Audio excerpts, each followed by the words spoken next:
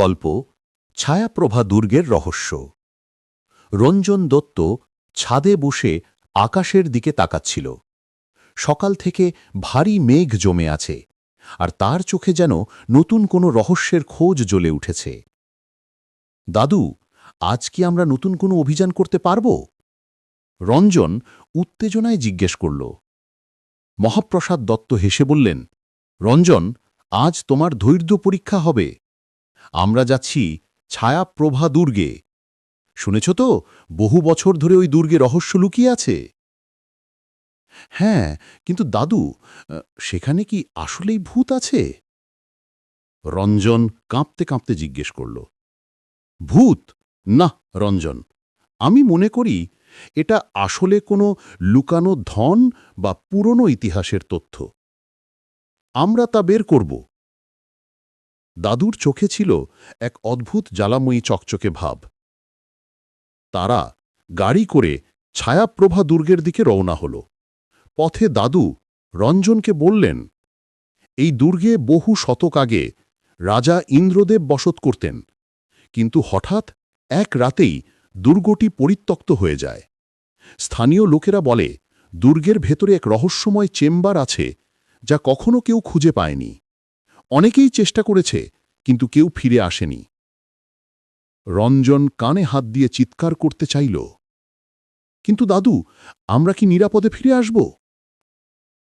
মহাপ্রসাদ দত্ত হেসে বললেন, তুমি আমার সাথে থাকলে কোনো ভয় নেই।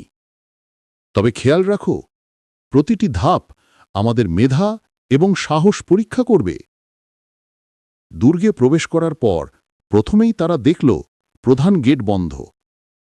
দেখছ রঞ্জন, এই দরজার পাশে রয়েছে এক পুরানো খোঁচা। এটা হয়তো চেম্বারের চাবি বা কোনো সংকেত। দাদু ধীরে ধীরে খোঁচাটি স্পর্শ করল। হঠাৎ দরজার পাশে একটা ছোট দরজা ধীরে ধীরে খোলা হল। রঞ্জনের চোখ বড় হয়ে গেল। দাদু, এটা তো একদম ভূতের মতো। শান্ত থাকো রঞ্জন, ভূত নয়, কেবল অদ্ভুত স্থাপত্য এবং লুকানো দরজা। দাদু ধীরে ধীরে ভিতরে প্রবেশ করলেন। দরজার ভেতরে ছিল এক সরু সিঁড়ি। সিঁড়ি নেমে নেমে একটি গোপন চেম্বারের দিকে নিয়ে যাচ্ছিল। চেম্বারে ঢুকেই তাদের চোখে পড়ল বহু শতক বছরের পুরনো নকশা, পাথরে খোদাই করা গাণিতিক সূত্র আর প্রাচীন মানচিত্র। রঞ্জন বিস্ময়ে বলল, দাদু, এটা তো একেবারে এক রহস্যের খণ্ড। মহাপ্রসাদ দত্ত নকশাগুলো পরীক্ষা করতে লাগলেন। দেখো রঞ্জন, এই মানচিত্রে আছে একটি গোপন স্থান, যেখান থেকে রাজা ইন্দ্রদেবের হারানো রত্ন সংগ্রহ করা যেত। হঠাৎ চেম্বারের কোণে একটা শব্দ হল। দাদু, কেউ আছে? রঞ্জন কেঁপে উঠল। দাদু শান্তভাবে বললেন, না, এটা কেবল বাতাসের শব্দ। তবে আমাদের সতর্ক থাকতে হবে। তারা মানচিত্র অনুসারে চলতে লাগল। বহু বাধা পেরিয়ে অবশেষে তারা পৌঁছাল এক বড় প্রাচীরের কাছে। প্রাচীরের মধ্য দিয়ে কিছু অদ্ভুত খোদাই করা চিহ্ন দেখা যাচ্ছে। মহাপ্রসাদ দত্ত সেই চিহ্নগুলো ভালো করে পরীক্ষা করলেন। তারপর হঠাৎ একটি অদ্ভুত মেকানিজম চালু হল। প্রাচীর ধীরে ধীরে খুলতে লাগল। চোখে অবিশ্বাস।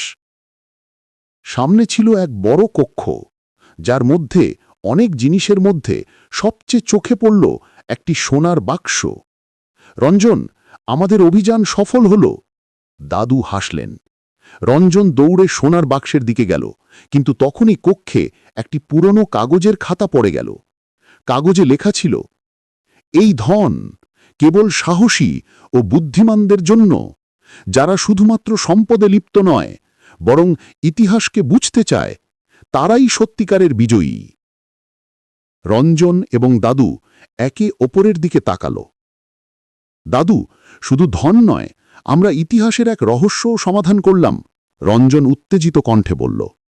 তাদের অভিযান শেষ হলেও রঞ্জনের মনে নতুন প্রশ্ন উঠল। দাদু, আগামীবার আমরা কোন রহস্য খুঁজে বের করব? মহাপ্রসাদ দত্ত হেসে বললেন, রঞ্জন, ইতিহাস এবং রহস্যের শেষ নেই। আমাদের কেবল চোখ খোলা রাখতে হবে, বুদ্ধি এবং সাহস ব্যবহার করতে হবে। রঞ্জন কানে হাত দিয়ে চিৎকার করল, হ্যাঁ, আমি প্রস্তুত। এইভাবেই ছায়াপ্রভা দুর্গের রহস্য উদ্ঘাটিত হল। কিন্তু মহাপ্রসাদ দত্ত জানতেন ইতিহাসের আরও বহু রহস্য অপেক্ষা করছে। আর রঞ্জন, সে প্রতিনিয়ত নতুন অভিযানের স্বপ্ন দেখছে।